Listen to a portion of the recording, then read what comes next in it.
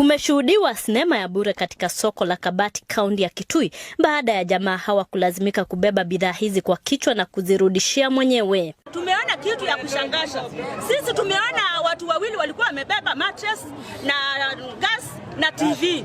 Na ilikuwa imekatalia kwa kichwa. Maana hao watu walikuwa wameiba vitu za wenyewe. Tumeona leo hiyo mama ametumia bini zake mpaka hao wakora akakuja. Utamu wa nyuki ukiwangeukia kuwa kaa la moto. Tumeshuhudia nyuki ambazo zilikuwa zinaonekana zikitoka kwa mfuko wa wale vijana.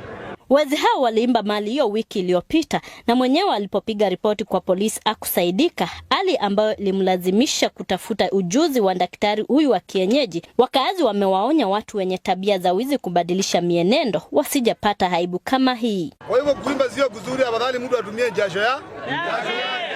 Hiyo funzo ni mzuri sana, sababu hakuna mtu atachukua kitu. Utakuwa ukijua siku moja utasungushwa tu Kabati vile hao watu wamesungushwa na aibu kubwa ikawapata.